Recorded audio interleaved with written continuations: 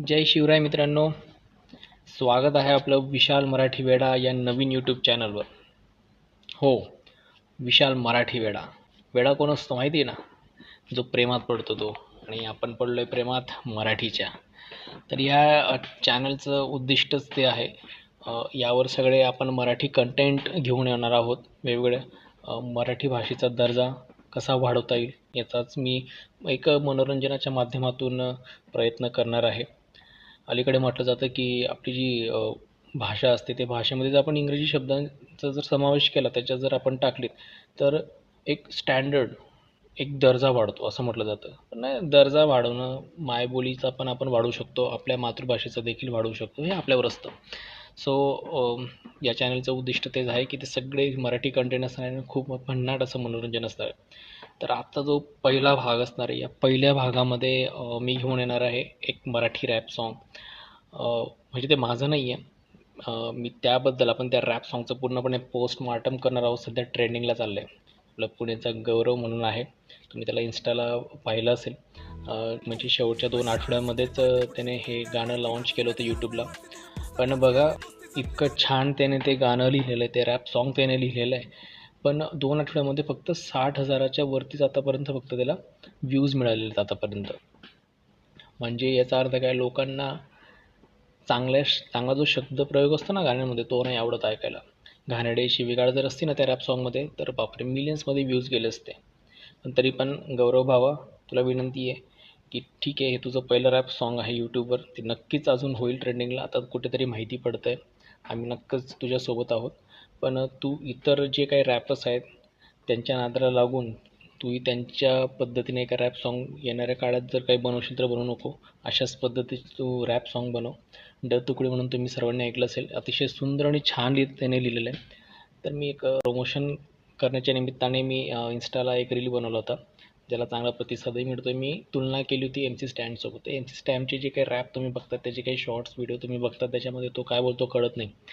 एक ते मंबल काय ते करत बसतो, जसं काही कानामध्ये डासच गुणगुणतायत असं ते वाटतं आपल्याला. तर मित्रांनो, गौरवने हा जो रॅप लिहिलेला आहे ना, तो तुमच्या शाळेतल्या ज्या आठवणी आहेत बालपणाच्या, त्या पूर्णपणे जिवंत करून टाकेल असा तो रॅप त्याने पूर्णपणे बनवलेला आहे. तसे 4 मिनिटाच्या वरचा हा रॅप आहे.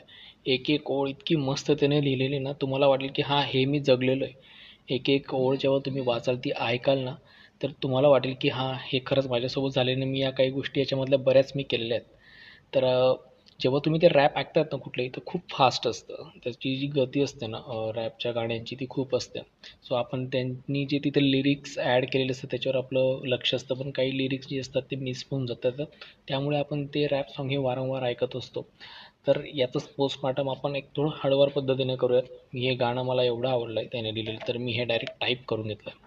व्हॉट्सअप चॅटमध्ये टाईप करून सेव्ह करून घेतलं आहे आणि खास या व्हिडिओमध्ये तुम्हाला सांगण्यासाठी मी लिहून घेतलं आहे. तर बघूया त्याच्या ओळी कशा आहेत.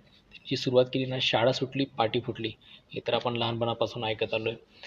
हे आपल्याला शिकवलं गेलेलं. शाळा सुटली पाटी फुटली, पॅन्ट मळकी घातली, कधी लाज नाही वाटली, आहे ना. तर जुन्या आठवणी आहेत. लहानपणी असंच असायचं. जो काय आपला गणवेश असायचा शाळेचा, आपण आठवड्याभर त्याला पुरवायचो. मळालेली जरी असतील आपले कपडे, आपले शर्ट, आपली पॅन्ट, तरी आपण तशीच घालून घेऊन जायचो. कसली आपली त्याला कधी आपल्याला लाज नव्हती वाटली, जे आजकालच्या मुलांना वाटतं. थोडाही डाग पडला तर लगेच आईला त्रास देतात, धुवायला सांगतात वारंवार. त्यानंतर त्याने पुढे लिहिलं आहे, तुम्ही पुस्तकं वाचली, आम्ही दोस्ती जपली. तर अशी खूप म्हणजे घट्ट मैत्री असायची अगोदरच्या काळामध्ये. काही खूप अभ्यासू मुलं असायची, तर काही जण पुस्तकं वाचायची. तर काही जण जी कमी पुस्तकं वाचणारी मुलं होती किंवा कमी अभ्यासू जी मुलं होती, ती मैत्रीमध्ये खूप रमायची.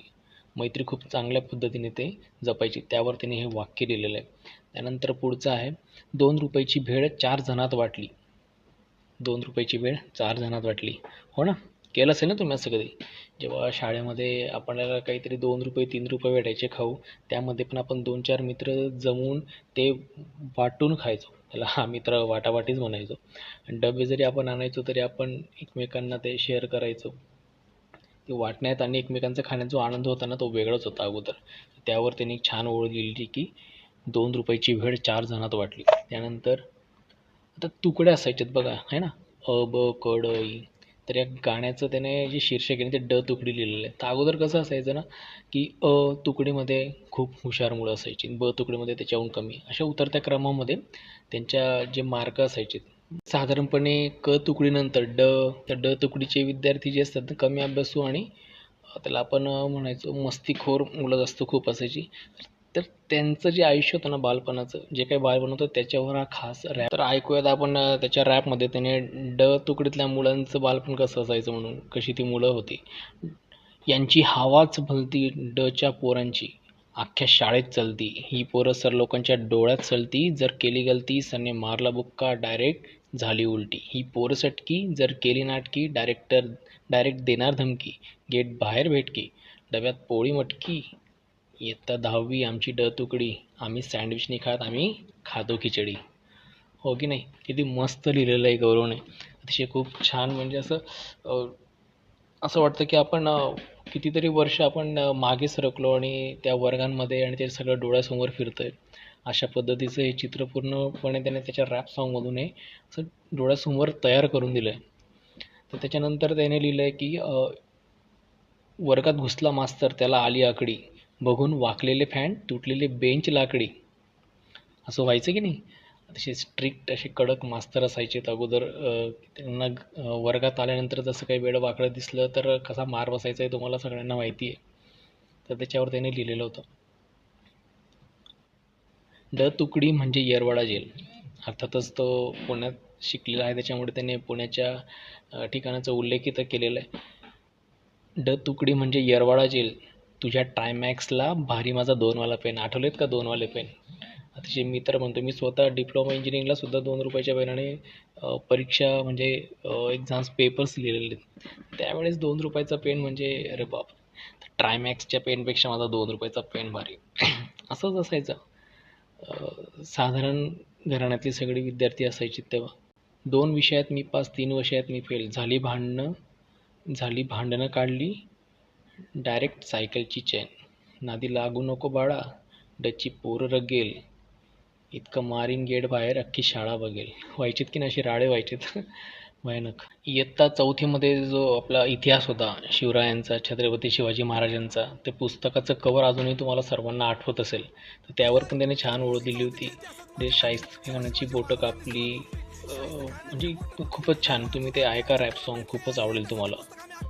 तर मित्रांनो मैत्रिणींनो, आपल्या या गौरव भावाला सपोर्ट करा जास्तीत जास्त. त्याचे जे पण ते काही रॅप सॉन्गचे शॉर्ट्स असतील त्याच्यावर रील्स बनवा, त्याला ट्रेंडिंगला अजून आणण्याचा प्रयत्न करा. असे चांगले जे कंटेंट आहेत ना, त्यांची गरज आहे सोशल माध्यमामध्ये येण्याची, कारण की सोशल माध्यम इतकं डर्टी झालं, इतकं घाणेरडं झालेलं आहे ना सध्या. सो ते आपल्याला पूर्णपणे त्याला शुद्ध करायचं आहे आणि चांगले चांगले कंटेंट आपल्या भाषेशी निगडीत असतील, आपली जी संस्कृतीशी निगडीत असतील त्यावर तुम्ही रील्स बनवा. चांगले मॅसेज, चांगले संदेश समाजाला देण्याचा प्रयत्न करा. जसं या रॅप सॉन्गमधून पण आहे. याच्यात असं वाईट किंवा घाणेरडा शब्दप्रयोग कुठलाच नाही, अतिशय छान असं हे गाणं आहे. तर खास करून हा व्हिडिओ मी गौरवच्या या रॅप सॉन्गसाठीच बनवलेला होता. सो सर्वांनी या रॅप सॉन्गला लाईक करा, यूट्यूबवर जाऊन व्हिजिट करा, भेट द्या, कमेंट करा आणि जास्तीत जास्त हे गाणं पसरवा. जय शिवराय.